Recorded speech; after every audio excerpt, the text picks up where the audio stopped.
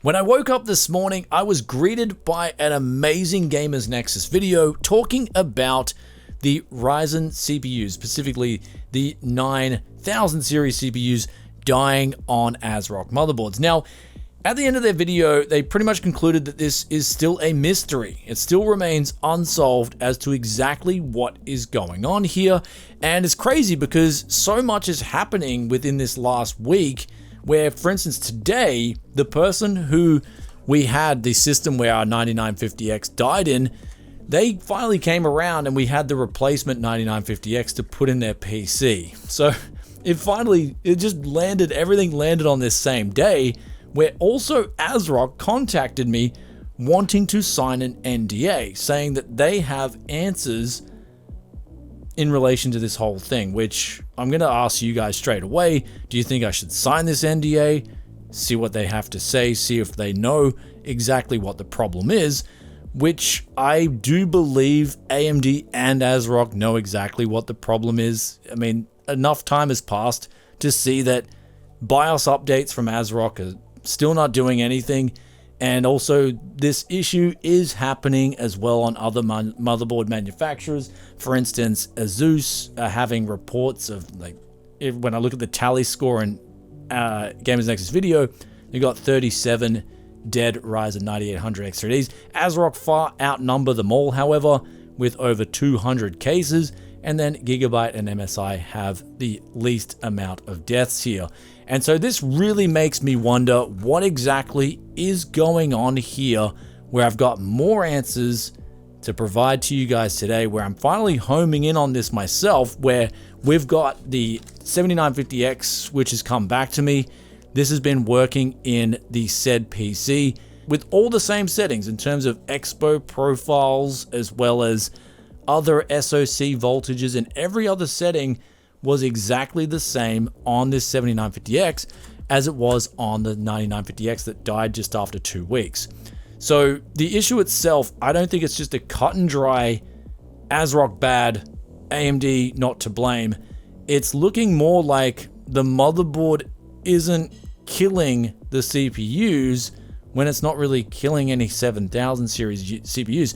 It's looking more like that if we start to break this down, it's looking like it's actually the CCD the more we come into and the more we research the topic. But let's go deep into what is going on in the particular example I've got to offer you here, as well as other things that I did research. And we'll do all that right after today's video sponsor.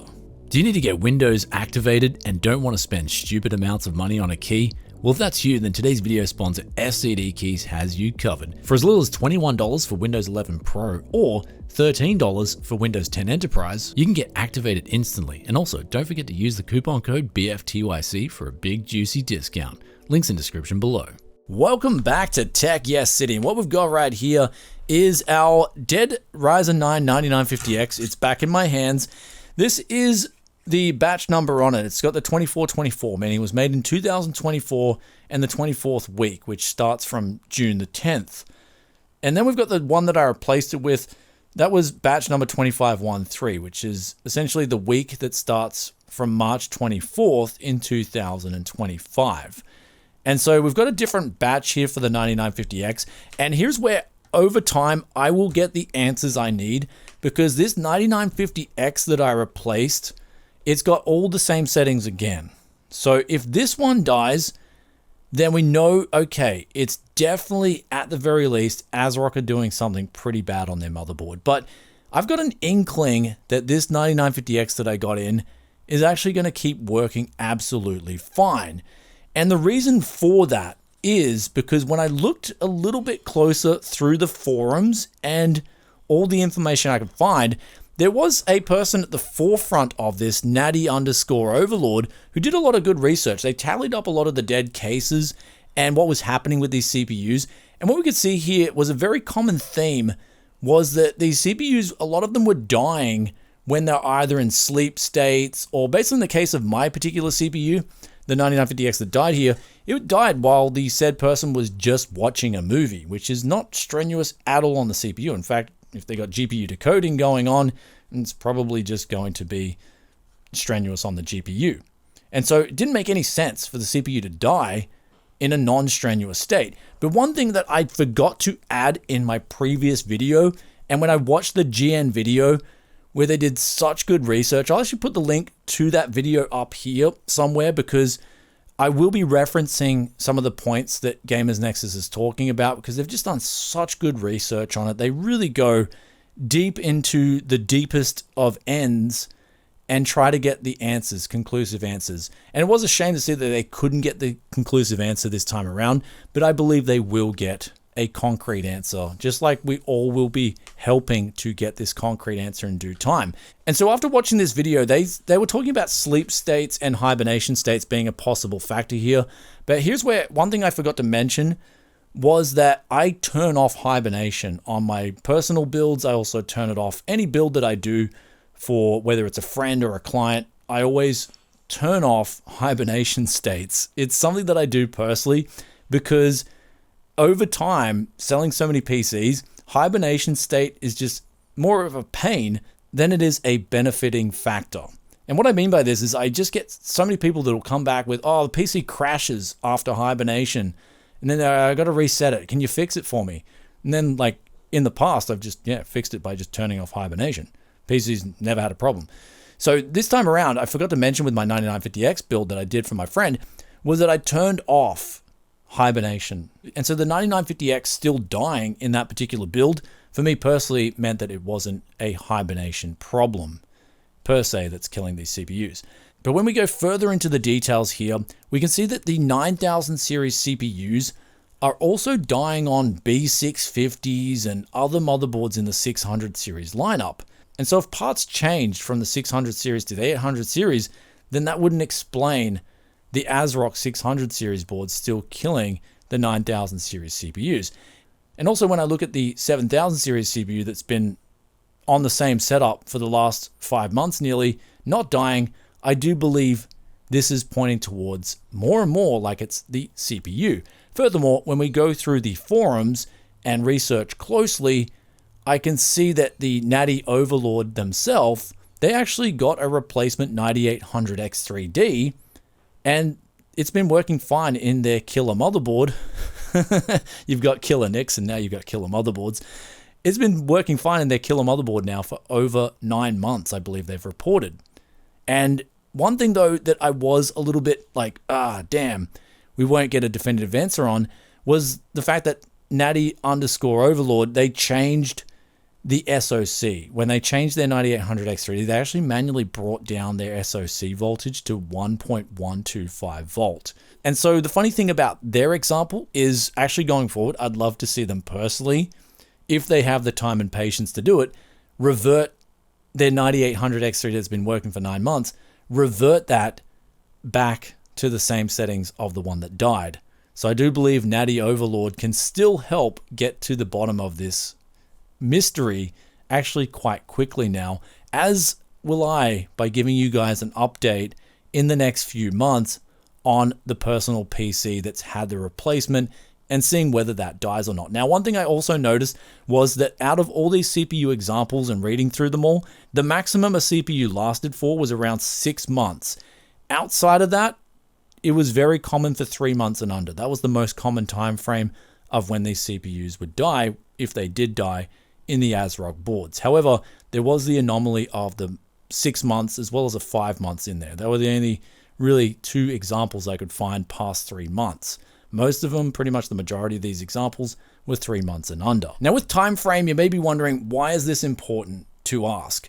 And the reason it's important for me personally is because I'm thinking more and more along the lines of what we've got on our hands with this whole situation is the fact that ASRock and AMD know the exact answer as to what is happening here.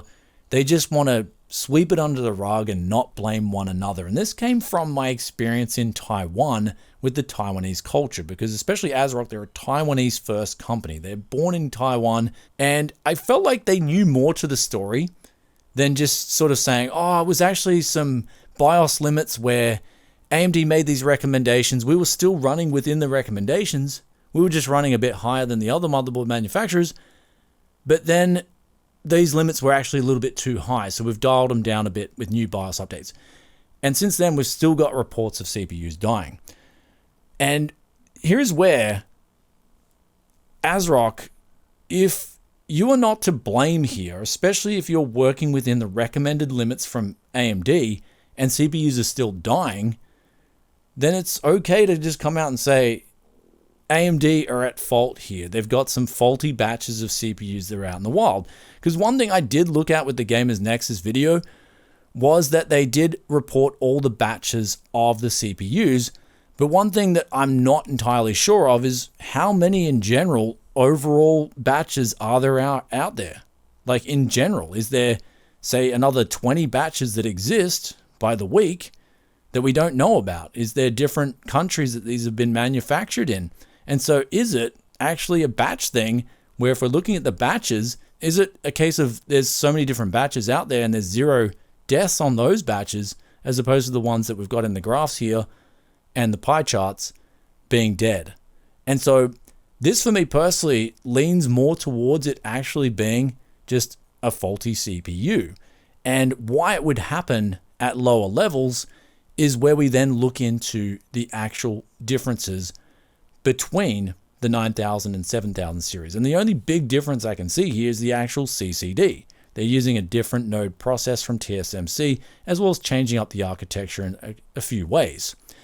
And so when we're looking at higher clock speeds on top of that, especially coming in with these fluctuating low power states, it's got the potential there to maybe do some sort of micro-arcing in a very quick fashion. So it might actually not be the motherboard. However, but because the ASRock boards, at least in their previous BIOSes, are featuring these more aggressive voltages, that could be a reason why these CPUs are dying.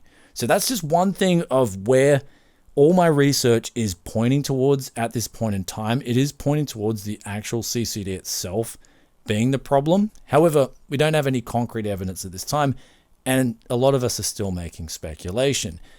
But that said, I believe in the coming months, we will be getting the answers that we need. And also with my personal example, having another 9950X with a radically different batch number and different date, being in the motherboard actually gives me confidence that I do personally think this CPU will just keep running absolutely fine. But one thing on that note of these two 9950Xs that I had here was when I looked at them side by side in strong sunlight, I noticed that they looked different. The actual back of the CPUs themselves, it was slightly more goldy and contrasty on the one that died as opposed to the one that didn't die.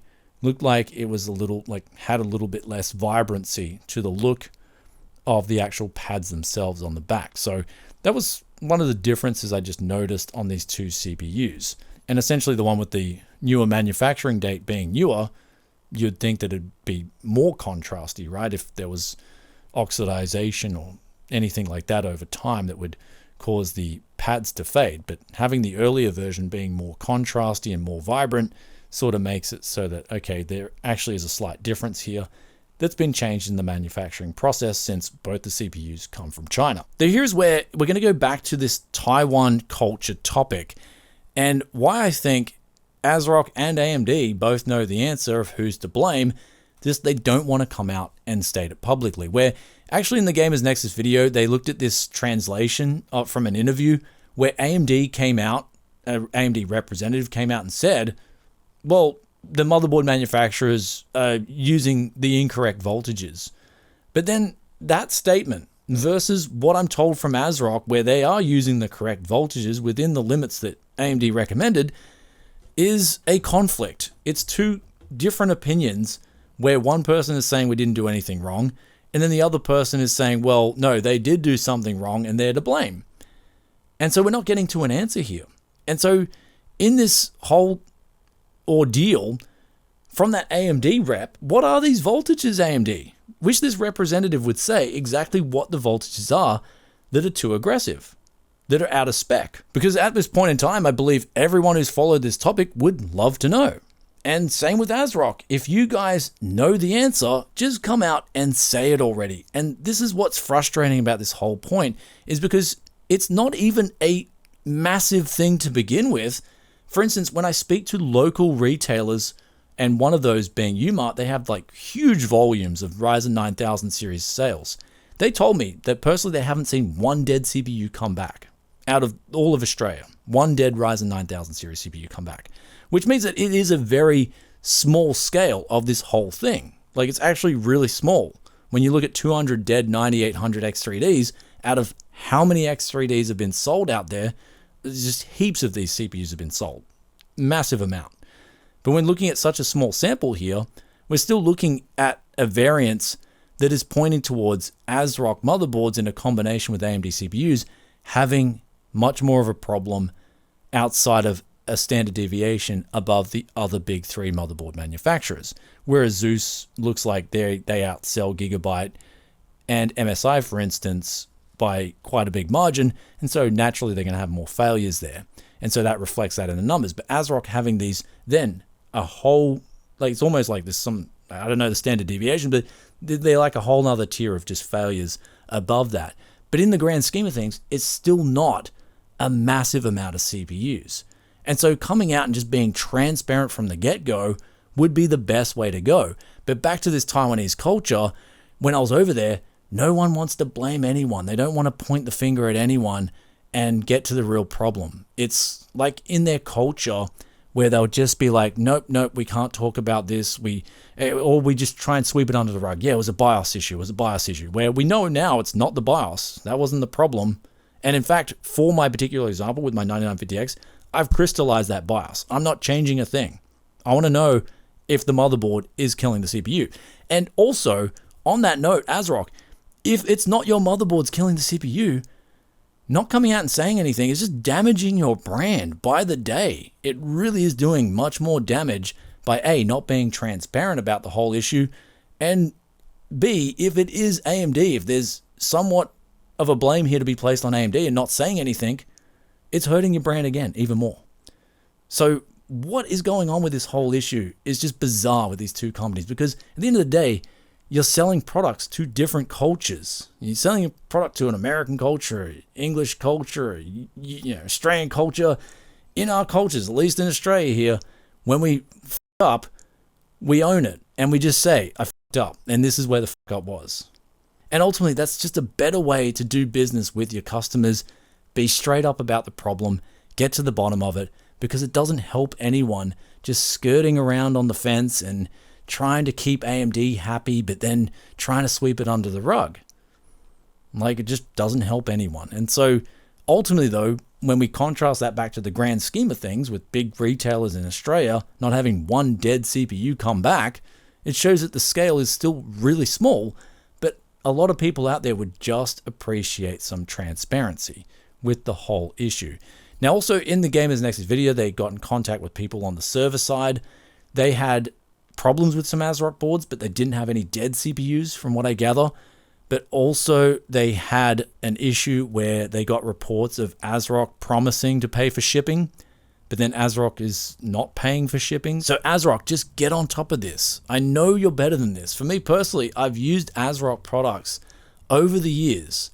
Over the last decade, I've just been like ASRock first with motherboards. This whole issue has been actually for me two enlightening points, and that's the first, seeing a problem on an ASRock board that's just so bizarre, that's the CPU dying, and second, the way you're dealing with it. And talking about dealing with it, the reason it took me so long to replace the CPU in my friend's PC was because I asked AMD for a replacement, and then for 3 months I just got like stonewalled, like, yeah, we'll get you that replacement. They've had a change in staff in Australia and we'll get onto it. Then after that they said, oh, well, you know what, AMD's actually just putting more of a focus in Australia on B2B. So we don't know when we'll get you that sample replaced. And at that stage, I was like, okay, Amazon Prime Day sale, I'm just going to go for it. I saw a really good price on 9950X, went for it. And then my 9950X got lost in postage. And then after that, I was like, oh, what am I going to do? And then the AliExpress sales came on. I was like, all right, I'm going to give this a try because I got my money back from Amazon because they lost the package. And anyway, ended up getting it from AliExpress, and that ended up now being okay. We finally got around to changing that in that particular PC. But lastly, on this whole point is when I break it all down, what I'm seeing here is Gamers Nexus just did so much intricate and so much detailed testing and analysis that they still didn't get an answer. And it's at this point, I'm kind of thinking personally, I'll just bring it back to basics, like real basics. What's the difference between 7000 series and a 9000 series CPU? And that's where it comes down to the CCD. So it's looking like, for me personally, it's going to be a CCD problem, where also we got some clarification from when I asked the ASRock engineers. They said the SoC fluctuation didn't matter that much. Then the Gamers Next video, they said they spoke to an MSI engineer, and they said there are these minor fluctuations in SoC voltage, and it doesn't really make a big difference in the grand scheme of things. So they're saying basically that they don't believe it's the SoC voltage. So then that leaves it down to, for me personally, the only thing I can think of was, in the past, I've had a 5700 X3D just flat out die. And it's had like this, I heard this little implosion in the CPU. It was crazy. I detailed it all in the live stream. And then I looked on the bottom of the CPU and there's this very small mark on it. And so I believe there's an issue where even outside of just 9000 series CPUs, there can be this real weird issue of, I would call it microarcing. And so it's a possibility. Anyhow, that's what we came to the conclusion of what killed my 5700 X3D in the past. And so perhaps that is still a problem on the 9000 series CPUs. Though we will find out soon enough. And ultimately, hope you guys enjoyed today's update. If you did, be sure to hit that like button. And also let us know in the comment section below what you guys think as well. Do you think it's the CPUs? Do you think it's the motherboards? Do you think it's a combination? And the more information we can share on this, the better. But also do let us know. Do you think I should go under this NDA and try and get to the bottom of it? And even then, ASRock, just tell me what's up. Why do I need to go under NDA as well? But I am really curious to find out what they know. Anyway, I want to hear you guys' feedback as well on this whole thing. I just think it's just such a dumb situation that even outside of the problem, it's just made even more dumber by the whole way it's been dealt with. Anyhow, I'll catch you guys in another one very soon. Peace out for now. Bye.